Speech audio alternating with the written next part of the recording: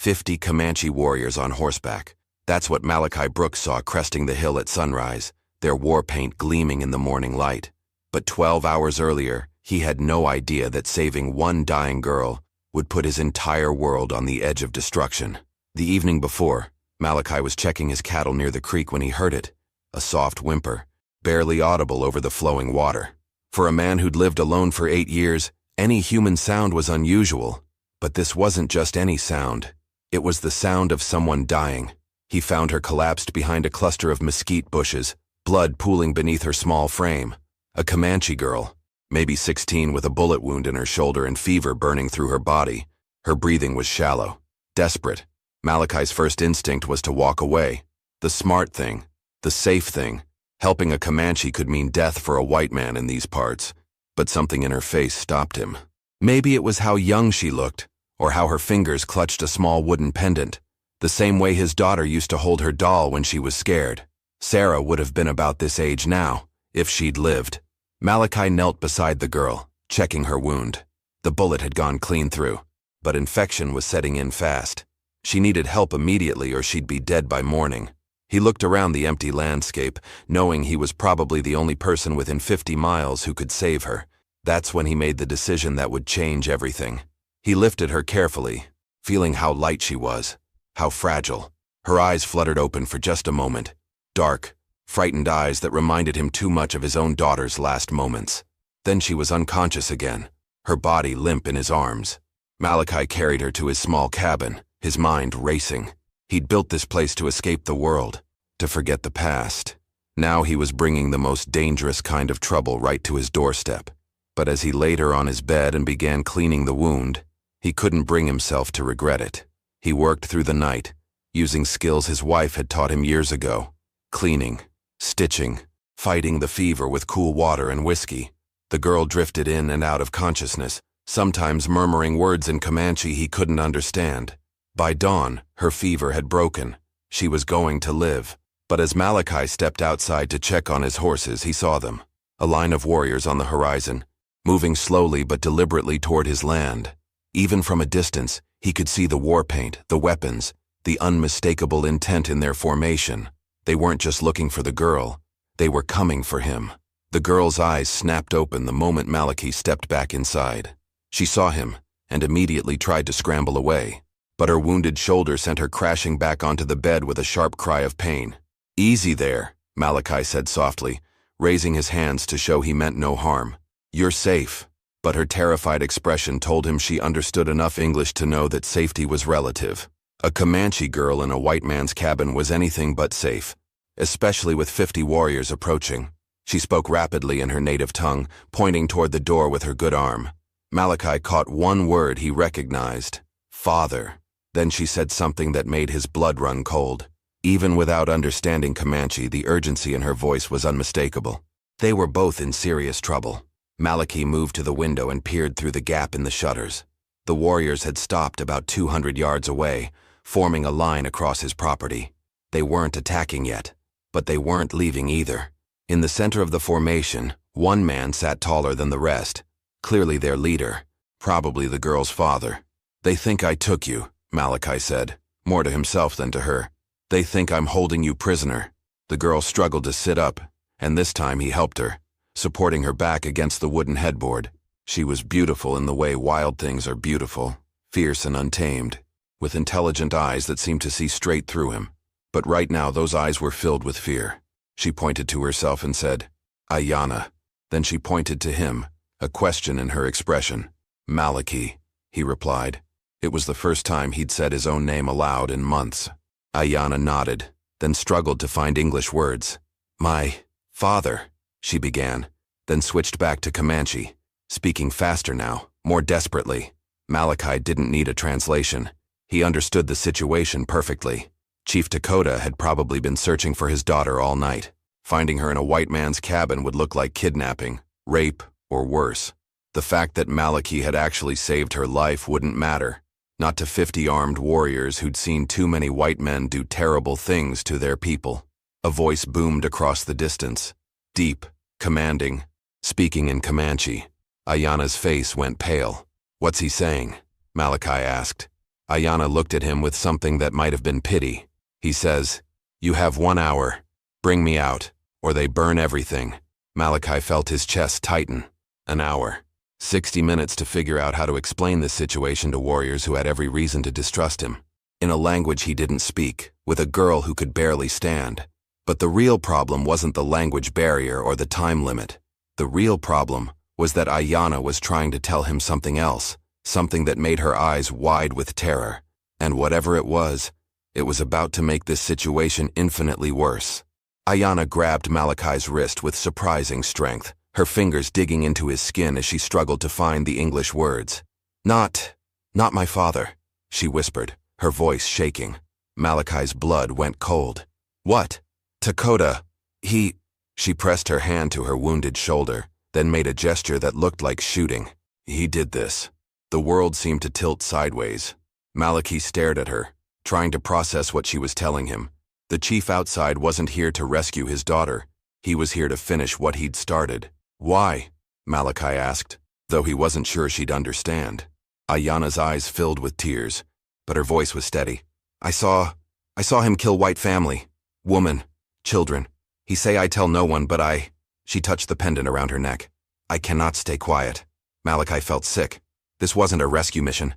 It was an execution. Dakota had shot his own daughter to keep her silent about a massacre, and now he'd tracked her here to finish the job. The 50 warriors outside weren't just looking for their chief's daughter. They were looking for a witness who could destroy them all. "That's why you were alone," Malachi said, understanding flooding through him. "You were running from him." Ayana nodded, fresh tears streaming down her face. I thought I could reach fort, tell soldiers. But," she gestured weakly at her shoulder. The voice outside boomed again, closer this time. Malachi looked through the window and saw that some of the warriors had moved forward. They were losing patience. "What's he saying now?" Malachi asked. Ayana listened, her face growing paler. "He tells them you are the one who shot me. He says you took me to hurt me." They believe him. Of course they did. Dakota was their chief, their leader. Why would they question his word against a white stranger's? Malachi realized with growing horror that he wasn't just harboring a wounded girl. He was harboring the only witness to a war crime, and the perpetrator was right outside his door with an army. "There's something else," Ayana whispered, her voice barely audible. "The family he killed, they were not alone." Malachi's heart hammered against his ribs. "What do you mean?" "There were others. Other families. Dakota, She struggled with the English, then gave up and spoke rapidly in Comanche, gesturing frantically. But Malachi didn't need a translation this time. The terror in her eyes told him everything. This wasn't about one massacre. This was about multiple families, multiple murders, and Ayana was the only person alive who could expose it all. The voice outside grew louder, more demanding. Malachi could hear horses moving, weapons being readied. That's when Ayana said the words that changed everything. "He knows you heard me talking. He knows you know." Malachi's mouth went dry. Dakota wasn't just here to silence his daughter anymore. The sound of hoofbeats circling the cabin made Malachi's skin crawl. They were being surrounded, cut off from any escape route. Through the window, he could see warriors positioning themselves strategically. Some near the barn, others by the well, all of them armed and ready. Ayana struggled to stand, clutching the wooden bedpost for support. "I go out," she said, her voice weak but determined. "I tell them I ran here. You not hurt me. They'll kill you the moment you step outside," Malachi said flatly. "And then they'll kill me. Better than both of us die here." Malachi shook his head. The girl had courage. He'd give her that. But she didn't understand what they were really facing. "Ayana, if Dakota's been killing families and covering it up, he can't let either of us live. We're witnesses. We know too much." The truth of it hung between them like a death sentence. Dakota had painted himself into a corner. He couldn't let his daughter live to expose his crimes, and he couldn't let Malachi live to repeat what he'd heard. The only solution was to kill them both and claim the white man had murdered his daughter. A new voice called out from outside, younger, speaking in broken English. "White man, Chief Dakota. He want to talk. You come out, bring girl. We no hurt you." Malachi almost laughed at the absurdity. No hurt you, when 50 warriors had them surrounded and their leader was a murderer. But then he noticed something in the young warrior's voice. Uncertainty, maybe even doubt. That's Kiyoshi, Ayana whispered. He is good man. He not know what Dakota do. An idea began forming in Malachi's mind. A desperate, probably suicidal idea, but maybe their only chance. How many of them know the truth about what Dakota's been doing? Just him. Maybe one, two others. The rest? Ayana shook her head. They think he protect our people from whites. They not know he kill innocent ones. That was it. That was their only shot. If most of the warriors didn't know about Dakota's crimes, maybe they could be turned. Maybe they'd listen to reason if they knew their chief was lying to them. But first, Malachi had to figure out how to communicate with 50 armed men who probably wanted him dead. He moved to his gun rack and pulled down his rifle, checking the chamber. 6 shots against 50 warriors. The mathematics were not encouraging. What you do? Ayana asked, fear creeping back into her voice. Something stupid, Malachi replied. He walked to the door, his hand on the latch. But maybe stupid enough to work. No! Ayana grabbed his arm. They kill you. Malachi looked at her. This brave girl who'd risked everything to expose the truth, who was still trying to protect him, even though she could barely stand. She reminded him so much of Sarah, of the daughter he'd failed to save 8 years ago. He wasn't going to fail again. Listen to me, he said, turning to face her. When I go out there, I'm going to tell them the truth. All of it. About what Dakota did, about what you saw. Some of them might believe me. And if they not believe, Malachi checked his rifle one more time. Then we make our stand here. He reached for the door, but Ayana's next words stopped him cold. Malachi, there's something else I not tell you. About the families Dakota kill. The way she said it made his blood freeze. Whatever she was about to reveal, it was worse than everything she'd already told him, and they were about to run out of time to do anything about it. Ayana's voice dropped to a whisper, each word hitting Malachi like a physical blow. The families, one of them had children, little ones. Dakota, he'd tell the warriors they were killed by soldiers. But I saw him do it himself. Malachi's knees nearly buckled. Children. Dakota hadn't just murdered families. He'd butchered innocent children and blamed it on the army. Then he'd used those deaths to justify more violence, more raids, more bloodshed. How many children? Malachi asked, though he wasn't sure he wanted to know. 3. 2 boys, 1 girl. The girl, she was maybe 6 years old. Ayana's voice broke. She called for her mama when she couldn't finish. She didn't have to. Malachi understood exactly what kind of monster they were dealing with. The voice outside called again, more insistent now. Time was running out. He keeps the scalps, Ayana continued, her words tumbling out in a desperate rush. Hidden in his lodge. He shows them to warriors. Tells them it prove white soldiers kill our people. But I know the truth. Malachi felt rage building in his chest. Not just at Dakota, but at the whole sick situation. Those warriors outside weren't evil men. They were being manipulated, lied to, turned into weapons by a chief who was using their grief and anger to cover his own crimes. If I could prove it to them, Malachi said slowly, if I could make them see what Dakota really is. They never believe white man over their chief, Ayana said. Never. But Malachi was already thinking, planning. What if it wasn't coming from a white man? What if it was coming from you? Ayana stared at him. I am wounded, weak, and I am just girl. They not listen. They'll listen if you can prove it. Malachi moved to the window, studying the warriors outside. Most of them looked young, probably following Dakota out of loyalty and trust. Tell me about Kiyoshi, the one who spoke English. Is he honorable? Yes. He is my cousin. He would never hurt innocent people. Then we talk to him first. Malachi was forming a plan now, desperate and dangerous, but maybe their only chance. We tell him the truth, all of it. If he believes you, he never believed such things about Dakota.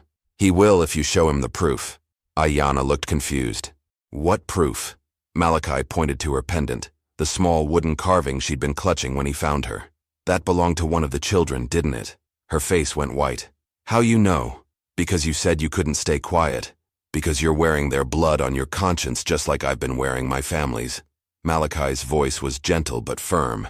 That's why you were running. Not just because you witnessed the murders, but because Dakota made you take something from the scene. Something to implicate you. The sound of horses moving closer interrupted them. Malachi could hear Dakota's voice now, speaking rapidly in Comanche. Whatever he was telling his warriors, it was making them agitated. "He's telling them I've hurt you," Ayanna translated, tears streaming down her face. He says I'm probably already dead." That's when they heard the war cry. 50 voices raised in unison, filled with rage and the promise of violence. If you're enjoying this story, hit that subscribe button, because what happens next will change everything you thought you knew about justice and revenge in the Old West. But Malachi had one more question for Ayanna, and her answer would determine whether they lived through the next 5 minutes. "Can you ride?" Malachi asked urgently. Ayanna tested her wounded shoulder, wincing at the movement. "Little bit." "Why?" "Because we're not going out there to talk." Malachi moved quickly to his gun cabinet, pulling out ammunition and a second rifle. "We're going to the one place Dakota can't follow us with his lies." "Where?" "Fort Davidson." "Fort. It's 20 miles east." Malachi handed her the smaller rifle, checking to make sure she could hold it. "If we can get there alive, you can tell your story to the commanding officer. He'll investigate, and when they find those scalps in Dakota's lodge..." Ayanna's eyes widened with understanding. But then fear crept back in. 20 miles through open country? With 50 warriors hunting us? We've got one advantage they don't know about. Malachi moved to the back wall of his cabin and pulled aside a wooden panel, revealing a hidden door. "This leads to a tunnel I dug during Apache raids 3 years ago. Comes out in the ravine behind the ridge." The tunnel was narrow, barely wide enough for one person, and led downward into darkness. It wasn't comfortable, but it would get them past the warriors undetected. "My horses are in a hidden corral down there," Malachi continued. "We can be 5 miles away before they realize we're gone." Ayanna looked at the tunnel, then back at him. "And then? Even if we reach Fort, who believed Comanche girl over war chief? Someone who knew those families." Malachi's voice was grim. "I recognize the description you gave of the children. The Hendersons. They were traveling through here 2 weeks ago. Man, woman, 3 kids, heading to Oregon Territory. I sold them supplies. The war cries outside were getting louder, more urgent. Dakota was working his warriors into a killing frenzy. If those were the Hendersons," Malachi continued, "then Captain Morrison at the fort knew them too. They stopped there first, registered their travel plans. When they never arrived in Oregon, he probably figured they died of disease or accident. But if you tell him they were murdered, he'll investigate. He'll have to, especially when you show him that pendant."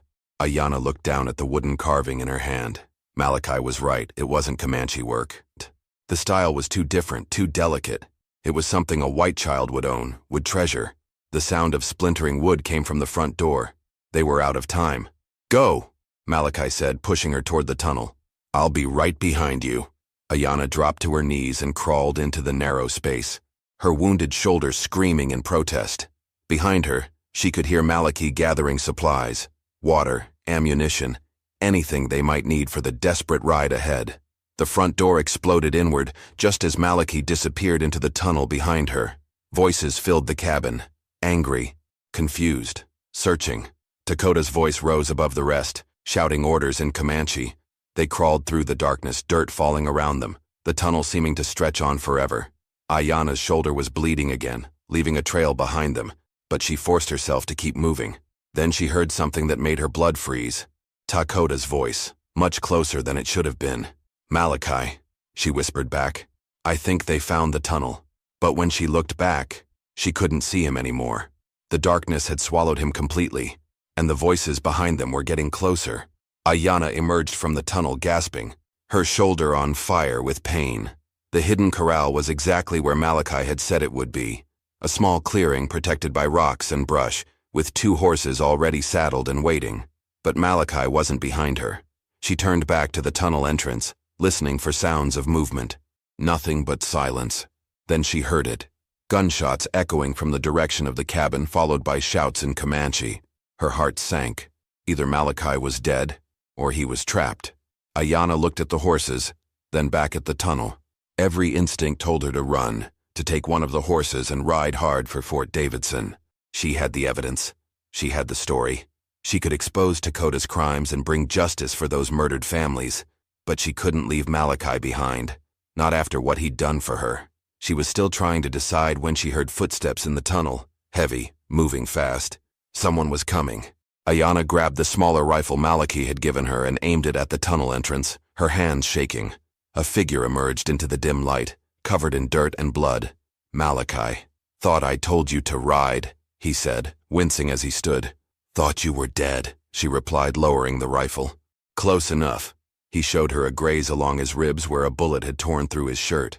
"They found the tunnel entrance, but I collapsed part of it behind me. Bought us maybe 10 minutes before they dig through or find another way around." Malachi helped her onto one of the horses, then swung up onto the other. "Can you hold on for 20 miles? Ayanna nodded, though she wasn't sure it was true. The blood loss and pain were making her dizzy, but determination kept her upright. They rode hard through the ravine, keeping low to avoid being seen from the ridge above. The horses were fresh and fast, but Ayanna could already hear the sound of pursuit, war cries and hoofbeats echoing off the canyon walls. "They're coming," she called out to Malachi. "I know." He pointed ahead to where the ravine opened onto a vast plain. "Once we're out there, it's open country for 15 miles. No place to hide. It would be a race, pure and simple. 2 riders on good horses against 50 warriors who knew this territory like their own heartbeat." They burst from the ravine at full gallop, the morning sun blazing down on the endless grassland ahead. Behind them, Ayanna could see the first Comanche riders emerging from the canyon, spreading out in a wide formation to cut off any escape routes. "Faster!" Malachi shouted, but Ayanna's horse was already at its limit. That's when she saw them ahead, a dust cloud on the horizon, moving in their direction. At first she thought it was more Comanche warriors, and her heart nearly stopped. But then Malachi began shouting something that sounded almost like joy. "Blue uniforms!" he called out. "It's a cavalry patrol!" Salvation was ahead of them, but the warriors behind them were gaining ground fast, and Ayanna was starting to slide from her saddle as darkness crept in from the edges of her vision. The cavalry patrol was closer than it had appeared. 12 soldiers riding in formation, led by a captain whose weathered face showed years of frontier experience. When they saw 2 riders being chased by a war party, they immediately formed a defensive line and raised their rifles. "Hold your fire!" Malachi shouted as they approached. "We need protection, not a battle." Captain Morrison, Ayanna recognized him from Malachi's description, held up his hand to stop his men from shooting. "State your business, civilian." "This girl has information about the Henderson family murders," Malachi called out, helping Ayanna stay upright in her saddle. "She's a witness to war crimes." Behind them, the Comanche warriors had stopped about 200 yards away, clearly reluctant to engage a well-armed cavalry unit. But Dakota was visible among them, his face twisted with rage as he realized his prey was slipping away. Captain Morrison's expression changed completely at the mention of the Hendersons. "Sergeant, defensive positions, and get the medic. That girl's bleeding." He rode closer to Malachi and Ayanna. "The Hendersons were friends of mine. What do you know about their deaths?" Ayanna struggled to speak, her voice weak but clear. "Chief Dakota, he killed them. And others. I saw it happen. That's a serious accusation, miss." "She has proof," Malachi said, pointing to the pendant around her neck. "That belonged to one of the Henderson children." Morrison examined the wooden carving, his face growing darker. "This is Emily Henderson's. She showed it to me when they stopped at the fort. Her grandmother carved it." He looked back at Ayanna with new intensity. "Are you telling me Dakota murdered that entire family?" "Yes. And he has scalps hidden in his lodge to make warriors think soldiers did it. He uses their anger to cover his crimes." One of the Comanche warriors was riding forward now, the young man Ayanna had called Kiyoshi. He approached slowly, hands visible, clearly wanting to talk rather than fight. "Captain," he called out in careful English, "my chief says the white man stole our medicine woman's daughter. Says he hurt her." Morrison looked between Kiyoshi and Ayanna, then at the blood staining her clothes. "Is that true, miss? Did this man harm you?" "No." Ayanna's voice was stronger now, fueled by determination. "He saved my life. Dakota shot me when I tried to tell truth about the murders." Kiyoshi's face went pale. He spoke rapidly in Comanche to Ayanna, and she responded in the same language. Morrison watched the exchange, noting how the young warrior's expression changed from confusion to horror to rage. "What's she telling him?" Morrison asked Malachi.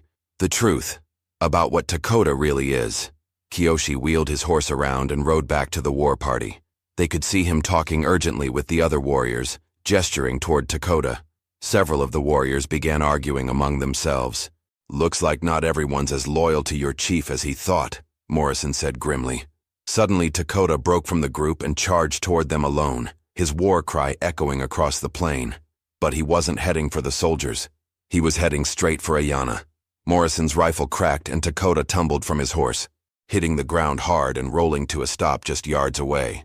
The war chief tried to raise his weapon, but Captain Morrison was already standing over him. "Chief Dakota," Morrison said formally, "you're under arrest for the murder of the Henderson family and conspiracy to incite warfare through false testimony." Dakota spat blood and spoke in Comanche, his words filled with defiance. "He says you have no proof," Ayanna translated weakly. Morrison smiled grimly. "Tell him we'll find those scalps he's been hiding, and when we do, his own people will know what kind of monster they've been following." 3 weeks later, Ayanna stood in the courtroom at Fort Davidson, strong enough now to testify. The scalps had been found exactly where she said they would be. Dakota's remaining supporters had abandoned him when the evidence was presented. Justice had been served, but the cost had been high. Trust between the tribes and the army would take years to rebuild. As for Malachi, he never did return to his isolated cabin. Some said he'd moved east looking for a fresh start. Others claimed they'd seen him helping other travelers in need along the frontier trails. Ayanna knew the truth. Some acts of compassion change everything, not just for the person receiving help, but for the person brave enough to offer it when the stakes are highest.